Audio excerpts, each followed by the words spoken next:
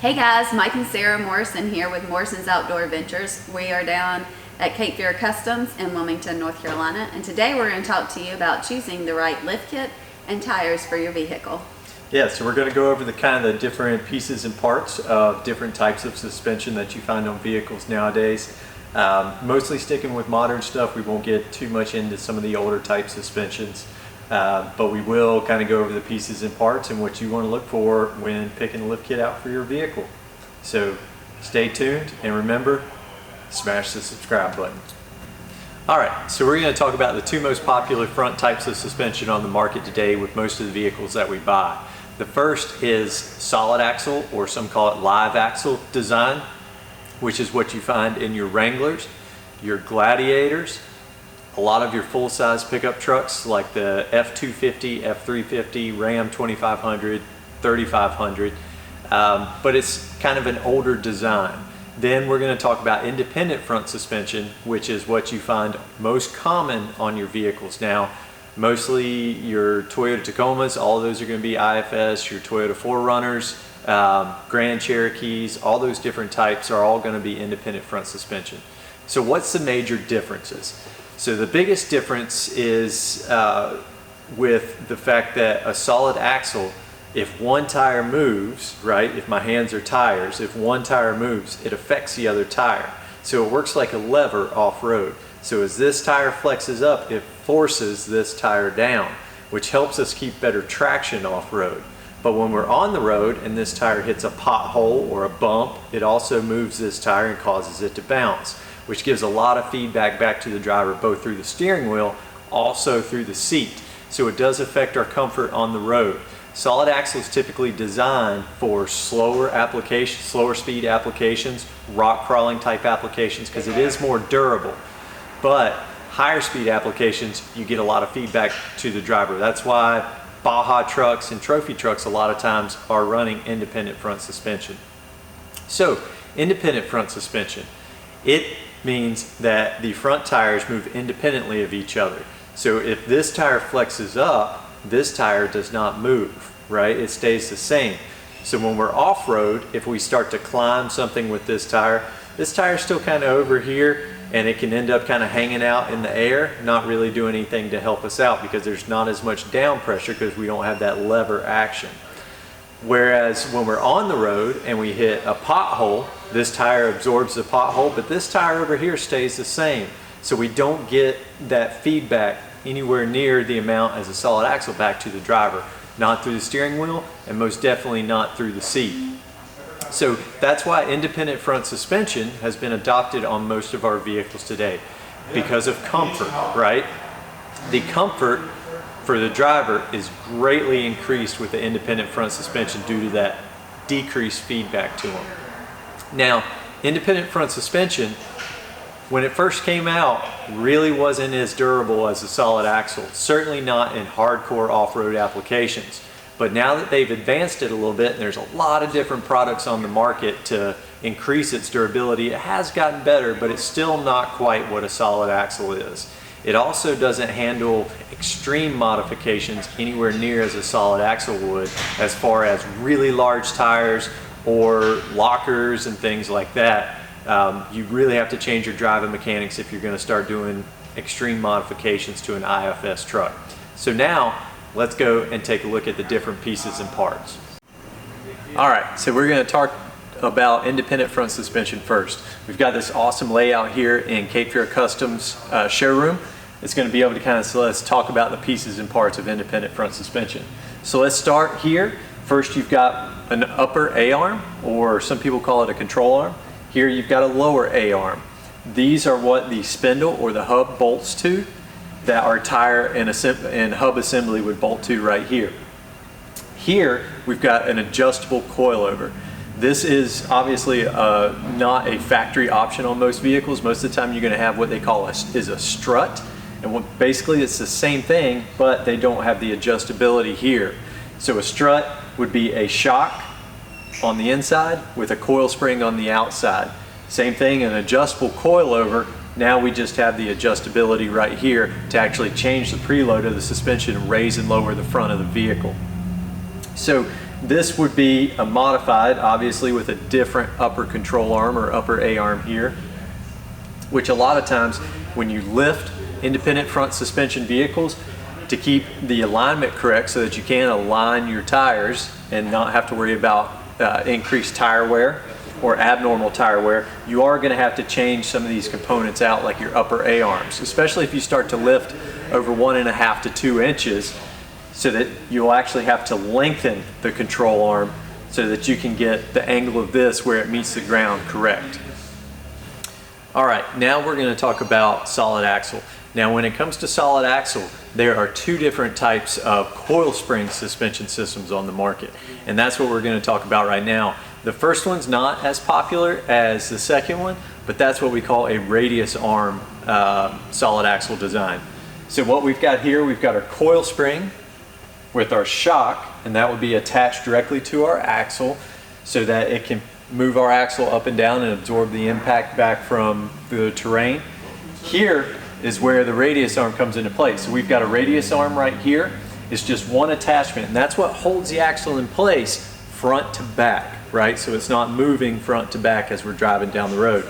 This radius arm, what happens when the vehicle or axle flexes down is it actually flexes in a radius or an arc, right? So as the suspension droops, it would start to arc out, and then as it flexes back in, it would arc back up into place. This is what you're finding now a lot of times on your really large pickup trucks like Ram 2500s and 3500s is the radius solid axle design. Your old Toyota Land Cruiser 80 series also used this design, as well as a lot of your old Land Cruisers that you find overseas. Nothing wrong with this design, but remember, as your tires flex down, front and back tires actually get closer together, okay? So as you lift the vehicle, the tires actually get close together, which changes the geometry of your vehicle. So a lot of times when you make modifications and do lift kits on a radius axle design, you actually have to put a longer radius arm in place to get everything back in to correct geometry for your steering, as well as for how the caster of your front axle works. All right, so the other type of solid axle design, which is more common, this is what you find on the Wrangler and the Gladiator. It's technically a four-link coil suspension setup. The only difference between this and the radius arm setup is now we have an upper and lower control arm. These upper and lower control arms, again, are what controls and holds the axle in place for moving forward and back. But instead of having the one radius arm allowing it to droop at a radius, this does allow it to droop more in a straight line as it comes down. You still get a little bit of swing back, but nowhere near as much. It also helps to keep the caster here correct for our steering as we flex up and down. Now again, when you modify your suspension, a lot of times if you go over a certain amount of lift, you're going to need adjustable lower or upper control arms. A lot of times too, people adjust or replace their upper lower control arms for more beefier ones, which we'll take a look at in a minute. Beefier ones because a lot of times the factory on a solid axle, they're not going to hold up to severe rock crawling. Come down on it one time and you're going to bend one, and that changes the geometry and you're going to have to replace it anyway. All right, so let's talk about shocks. So choosing the right shock for your vehicle can make the difference between a good ride or a positive riding lift kit or a negative riding lift kit, meaning that you're going to have a really uncomfortable experience. So standard shock design like this one is what we call a monotube shock. You've got the tube here that strokes up inside of the cylinder. The cylinder, some shocks can be filled with fluid, other shocks are foam filled with fluid, but really with a monotube shock, it's fairly basic design. They do change the valving inside of here to get better compression and rebound rates out of them, but for the most part, a monotube shock is a monotube shock. This is what you're going to find standard most of the time on your vehicles when they come. If they're a solid axle, you can get this on the front and the rear. If it's an IFS truck, something like this is going to be on the rear of your truck.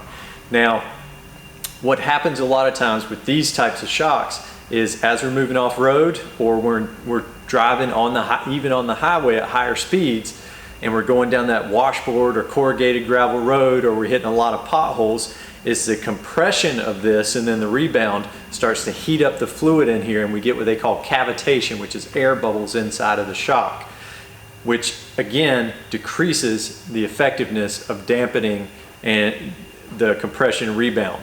So a monotube shock a lot of times is not very effective, especially if you're going to be traveling at higher speeds.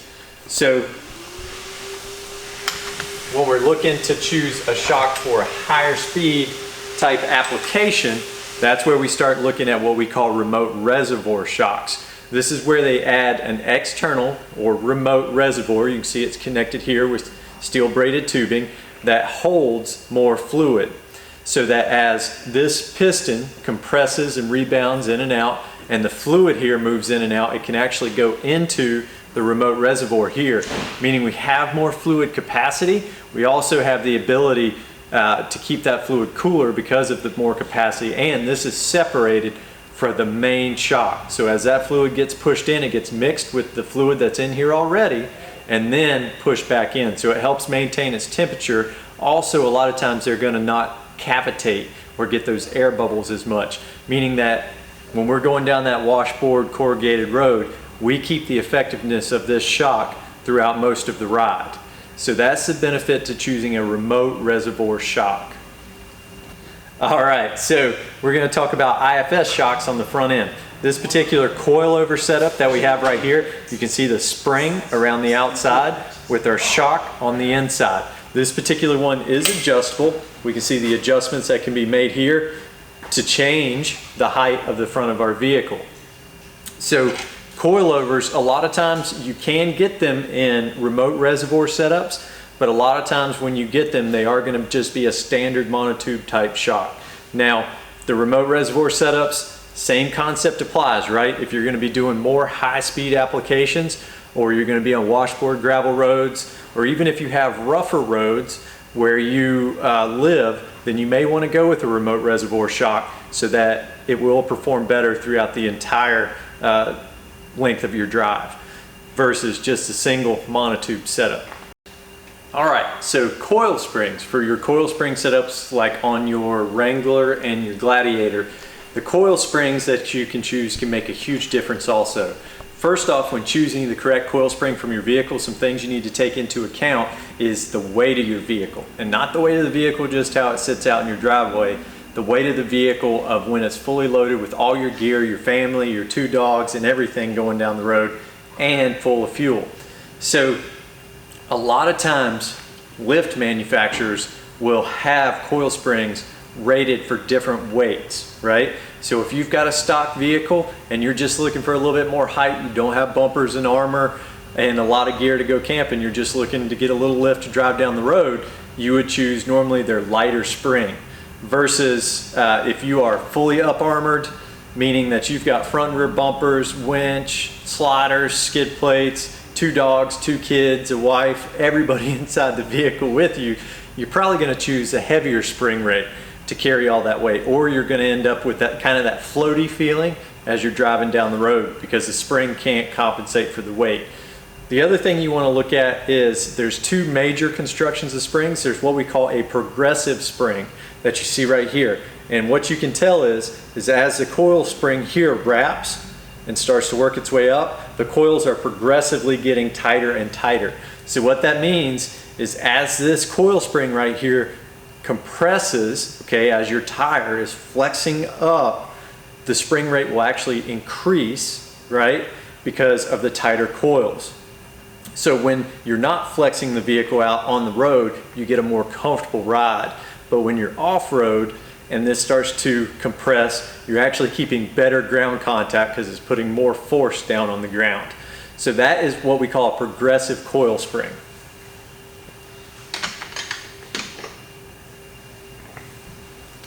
The other type of coil spring is just our standard coil spring, right? It's a lot of times what we see on our vehicles from the factory. You can see really there's no difference here in the spacing of the coils as we move up. So it's just a standard coil spring. It's the same spring rate throughout the entire length of the coil spring. So as this flexes down, there's no difference in the spring rate. Again, really, it's personal preference on that. How much do you like the comfort? But progressive coils, a lot of times, are going to offer more performance and more comfort for your vehicle. But same thing applies with both coil springs, is choosing the right coil spring based on the weight of your vehicle. All right, so you saw on the layouts that Cape Fear Customs has here, we were talking about upper and lower control arms, and I mentioned upgrading those as you lift your vehicle.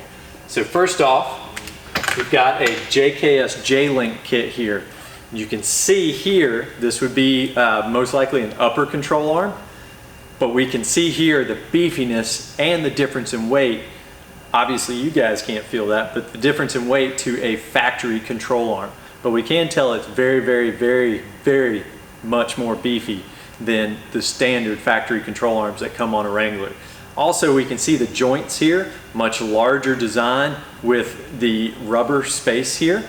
But this would be possibly the same length or maybe a little bit longer based on the lift that you're buying with the JKS kit here.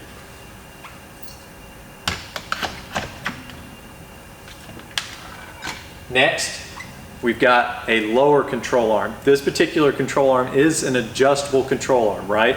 So it's got a jam nut, and we can actually lengthen it, okay, to reposition the axle back in place so that it still maintains the factory geometry, okay, after we've lifted it. The other difference you're going to notice here, one end we do have the rubber flex, but the other end we actually have this different type of joint. Get it a little bit closer there so you guys can see it. Not only does this joint allow more flex, but it's also completely serviceable and greasable so that we can keep it functioning properly throughout the life of our lift kit, okay? So this would be a different type aftermarket control arm that a lot of times you'll see come with a kit. They'll have different links for more flex, but they'll also have the adjustable portion so that we can lengthen it to get our geometry correct again.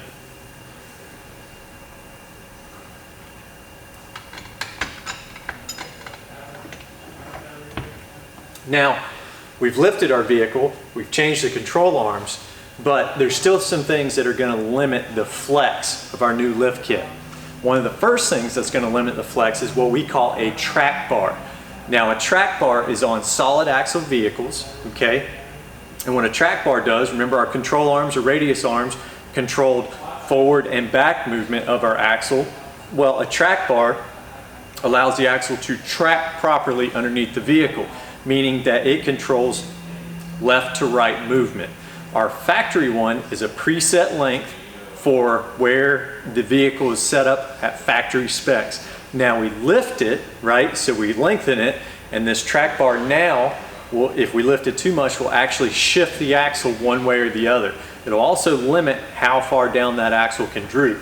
So what they have with lift kits is what they call an adjustable track bar, okay? This particular one, again, with the JKS J-Lift, is an adjustable track bar. First off, it's going to be more heavy duty, okay? And it's going to have the same thing, just like our adjustable control arms. It's going to have an end that we can lengthen or shorten to position that axle exactly where we want. And because it's longer, we're going to get more flex out of it, okay? But the track bar is something that you have to have, so you can't disconnect it off-road or do away with it, or your axle is just going to be moving left to right as you're driving. So adjustable track bars. All right, the next thing that limits the flex of your vehicle is what we call the sway bar. The sway bar is what controls, when we're at high speeds on the highway, the body roll of the vehicle, meaning that the body actually will articulate away from where the axles are planted, because it is what we consider sprung weight versus unsprung weight, which is your axles and tires down on the ground. So with the sway bar, because it limits that body roll, when we get off-road, it actually limits the flex. And a sway bar has these links, right, that are connected, one to the axle and one to the actual sway bar on both sides of the vehicle at both front tires and rear tires. So it ties them together basically. Now, if we want, first off, if we lift our vehicle in order for our sway bar to work efficiently, a lot of times we have to put extended sway bar links on there, so that puts it back again at the correct geometry. Remember, when we lift our vehicle, it's all about keeping that correct geometry as close to factory as possible. We're just lifting the truck. Now, longer sway bar links help with that, but they're not really going to help open up the flex. With especially solid axle vehicles, you can get what they call disconnectable sway bars that you can take off when you get off-road, so that you can get a whole lot more flex. Or you've got the Rubicon or Power Wagon and you've got electronic disconnecting sway bars.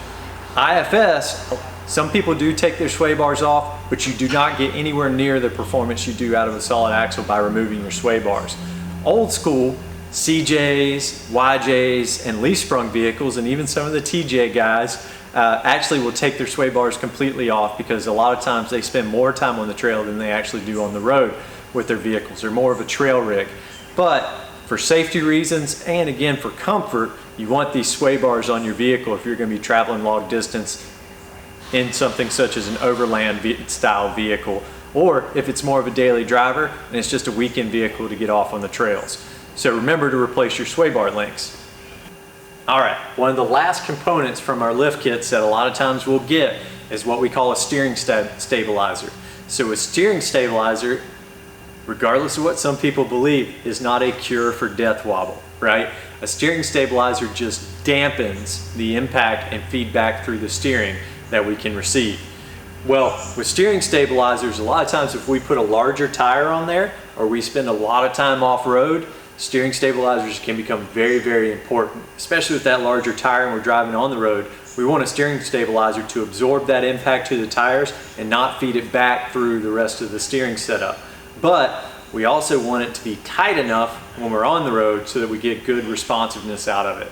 Now, lots of steering stabilizers out on the market now. This particular one is actually a higher end one by Fox. We can actually see that we do have a remote reservoir for our steering stabilizer, whereas a lot of steering stabilizers are just going to look like a simple monotube shock design, with vehicles getting bigger and bigger, running 37s a lot of times, or 40s. They are going with steering stabilizers that can manage that quite a bit more. And even adjustable ones, right? Now they have little clickers on the end of them that you can adjust the dampening effect. You can get it very firm for when you're on the road, so you get good responsiveness as you're driving, but you can adjust it down so that you get a little bit softer for off-road, right? So it absorbs that impact a little bit better and it doesn't feed it back to you as the driver. And then we can firm it back up again for when we get back on the road after the trail. But again, remember, a steering stabilizer doesn't fix your problems, it only hides the problems that are already there. So get a steering stabilizer, a good one, especially if you're going to be running a larger tire. All right, so we've chosen our lift kit. We've gotten our lift kit installed. Now it's time to choose the right tire for what we plan to do with the vehicle. Lots and lots of decisions on the market today and lots of brands out there. I'm not really going to get into brands so much because, again, we can create a huge argument about that. But we are going to get into different styles of tires so that we kind of understand what the form and function of the different styles of tires are. So we've got 3 different main styles that we would go off-road with here today. We've got what we consider an all-terrain tire. This is a Firestone Destination, okay, XT. Then we have a Nitto Ridge Grappler, which is considered a hybrid tire. It's actually somewhere between an all-terrain and a full mud terrain. And these have gotten really popular in the market. There's several different companies that have a hybrid tire out. Then we have right here a Nitto Trail Grappler, which is a full-on mud terrain tire. So how do we know what tire we want to choose? Okay, now it's not as simple as saying, oh well, I spend most of my time on the road with a little off-roading, so I want an all-terrain. Or I'm kind of 50-50, so I want a hybrid tire. Or I spend most of my time off-road, I want a mud terrain. Because now on the market, and with the advancement of different tire dynamics and compounds and all that fancy stuff that those engineers at the tire companies design and come up with, There are actually mud terrain tires out there that perform just as well as a lot of all-terrains that are on the market as far as longevity, as far as comfort. They're still going to be a little bit louder. So when we're thinking about choosing the right tire for our vehicle, it's more about thinking about the types of terrain we're going to be on. Okay, when we really get down to the types of terrain, excluding pavement, right, and start thinking about the types of terrain, that's where our tire really comes into play.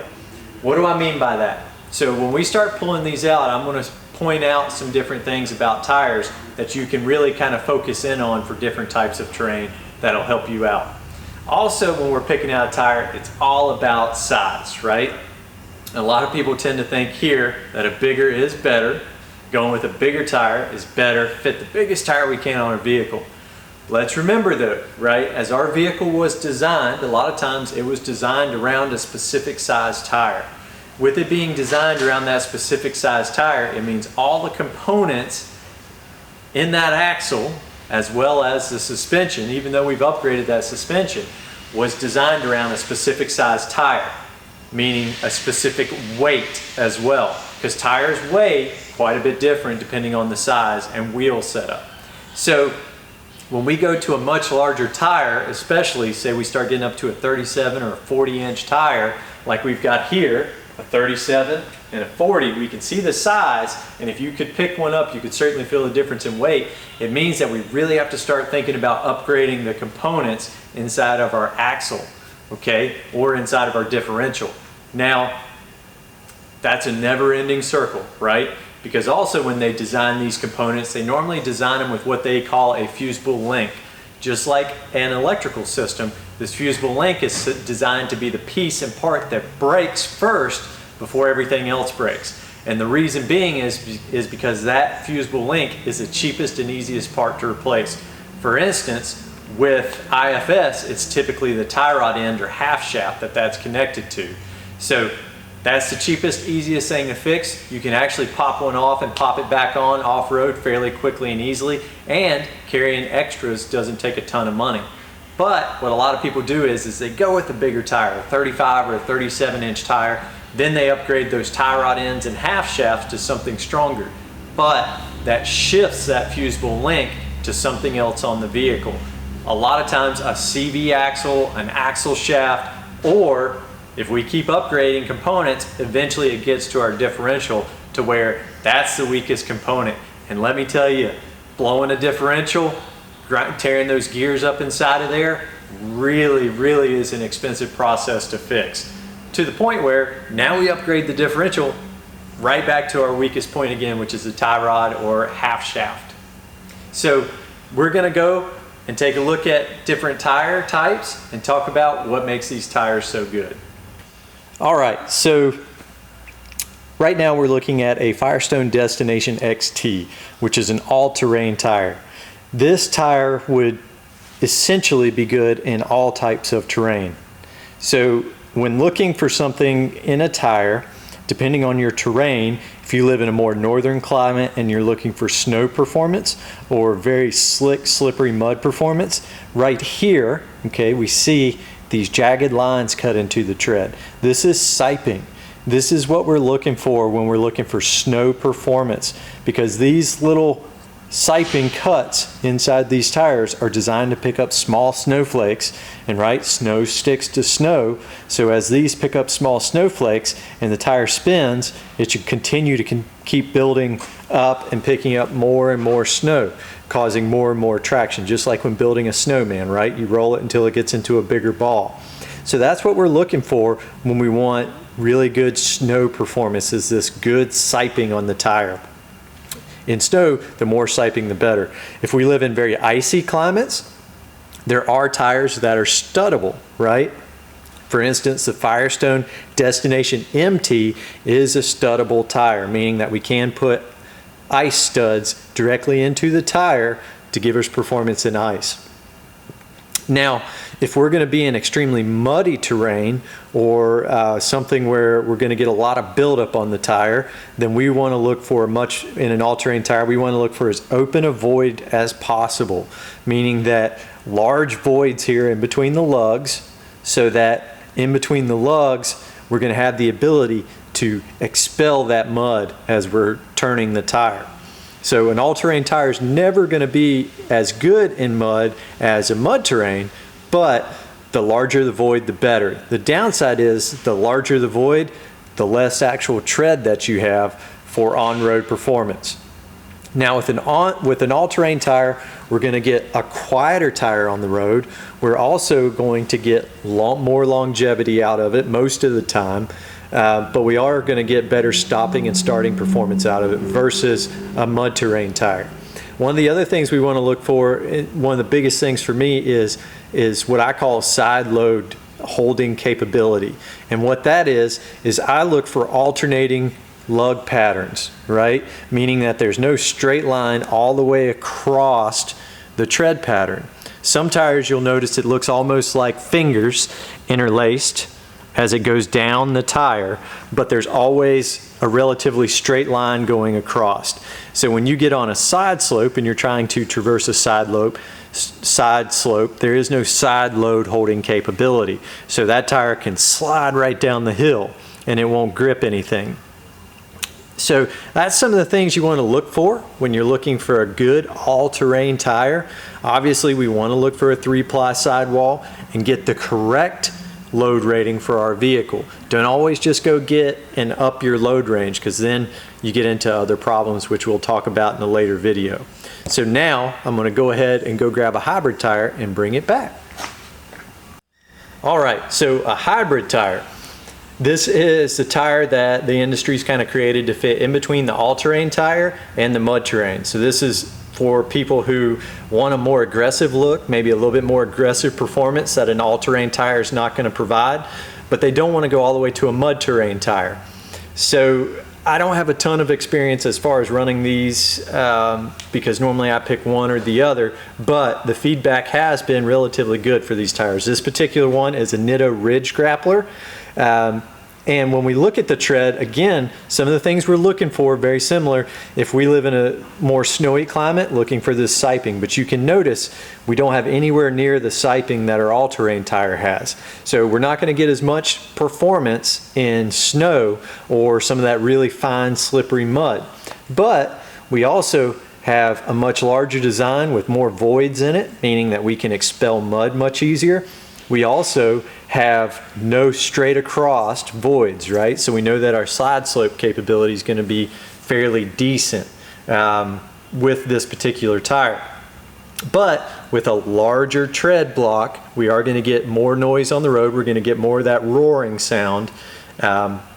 Maybe not quite as good a stopping capability because this larger block is going to squirm on the road a little bit versus really holding firm. Now, depending on your vehicle, this could be a good tire to choose, right? If you're getting more to that, I spend a lot of time off-road, but I also spend a lot of time on-road. And if you're interested in having a more aggressive look, this could be a good tire to choose. All right, let's move on to the mud terrain. All right, so this is a big mud terrain tire. This is if you really want that aggressive look, or you're really looking for some performance off-road, choosing a good mud terrain tire. We start to see those really open voids, right? Large voids for slinging that mud or debris out of the tire.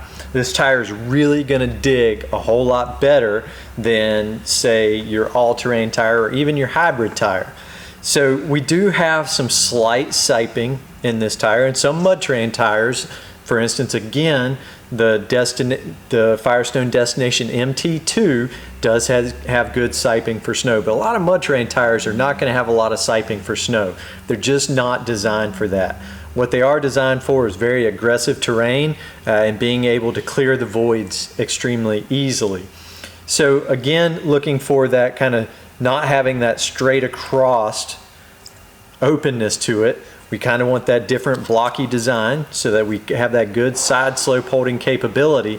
But also we're looking for, when we look kind of at a mud terrain tire, we are looking kind of that forward to back void as well, because as we drive forwards, we really want to be able to grab and grip at those available handholds or tire holds on the trail. So These tires, typically, you're not going to get the full longevity out of them that you would a good all-terrain tire, but they are getting better. But you're certainly going to get more noise out of these on the road. They are going to be a louder tire. They're going to roar a little bit more, which may or may not matter to you as far as comfort on a long drive. But you're not going to get the performance on the road because you do have a much larger tread, so they do squirm more on the road, meaning that you get a little bit more tire movement on the road. So they can tend to cause a little bit of driver fatigue on long trips. But again, it depends on if you really want that extra performance off-road.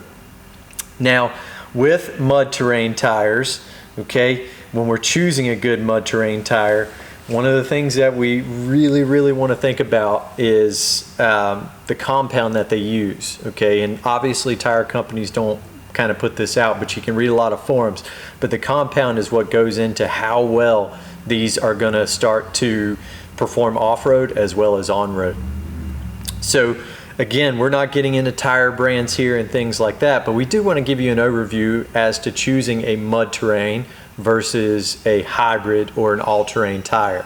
So for instance, for us, when we're choosing a tire and look, we've got a Dodge Ram 2500. We do a lot of towing. That's where most of our tire performance comes from. Our off-road aspect of it is only a moderate off-road aspect. So if we're looking for a tire for our truck, we're looking for a very aggressive all-terrain tire so that we can get the aggressiveness as well as the on-road performance, but just enough to get us where we need to get off-road. So tire selection is one of the most important aspects, and at the end of the day too, we want a good looking tire to choose from, but we do want something that's going to perform. So do your research, but be a little bit more educated in what you choose for a tire. All right, so some of the things that we want to look at when we're purchasing a tire is the information that's on the side of the tire. So first off, be careful of the tire sales, right? The buy 3, get 1 free tire sales, because a lot of times manufacturers are trying to move the tire off the shelf. What we're looking for that way, on that side, is the tires have a date code stamped into them. The way you find the date code is you're going to look at the sidewall right along the bead here, and it's going to have a DOT, some letters, and then in an oval it's going to have 4 numbers. For instance, this tire right here says 2119, right? What that means is the first 2 numbers, that means it was made the 21st week of the year. The second 2 numbers mean the year that it was made, so 2019. So this particular tire is a new tire, so fairly newly made. You can run into a tire that sometimes has been on the shelf for a few years and they're trying to move it off. Tires over time degrade, they can dry rot, they can crack, so manufacturers have to get those tires off the shelf before a certain time is up.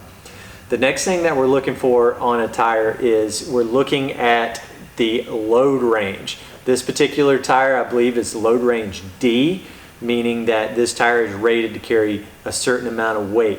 Now don't just look at the load range, look at the actual rating that is on the tire. So this particular one says load range D, max load is 3,970 pounds at 60 psi. Okay, so when you're looking at a tire, a lot of times you have to take the weight of your vehicle and divide it by 4 to get the load rating that you want for your tire. Don't just go out and say I need a low range E tire, because it doesn't necessarily mean a better tire. Because if you get too high a load range, then your tire's not going to flex enough when you air down off-road. One of the things that people will typically do is they'll look at this sidewall and they will see a max PSI pressure at a certain poundage rating. That is not the pressure that you should be running this tire at for your vehicle, okay? Where you find the tire pressure for your vehicle is actually in the door frame, and it's going to give you a rating for a tire pressure based on a certain weight range. Now obviously when you upgrade to a different tire, you change that tire pressure, but the pressure on the sidewall of the tire is at max load rating. We're usually not at max load rating for the tire when we put it on our vehicle, so we don't actually run that PSI. The tire would be way overinflated. We get really rough driving, bouncing around on the road like a basketball, and we'd also get some wear, normally more wear in the center of the tire. So don't always go by what the sidewall says. Start with what your door jamb says and adjust your tire pressure from there. Normally it's still going to be fairly close to that. All right? All right, guys, thanks for tuning in to learn about how to pick the correct lift kit and tires for your vehicle. Like we said, we're down here at Cape Fear Customs, and I have the general manager, Matt, with me. And we have a chance to interview Matt and ask him a couple of questions. So Matt, what got you into the off-road world? Well, my family owned a Chrysler, Jeep, and Dodge dealership as I grew up, and I've always been around the Jeep community. And then whenever I got my license, I got into going off-road. And then my dad actually took me on my first trip to Uwharrie when I was 17, and just kind of set the hook from there. So I've kind of been involved in one way or another with events and installs and all kinds of stuff since then. So we felt like this community here in Wilmington and the surrounding area needed a good shop to be able to trust and come to. So Yes. That's what led us to this. Yeah, so we actually met Matt up at Uwharrie several years ago. So we've been friends since, and we really appreciate him opening up his shop to us. And if you like our videos down here, please feel free to check us out. Like this video, subscribe to our channel, and hopefully we'll be back down here at Cape Fear Customs again soon.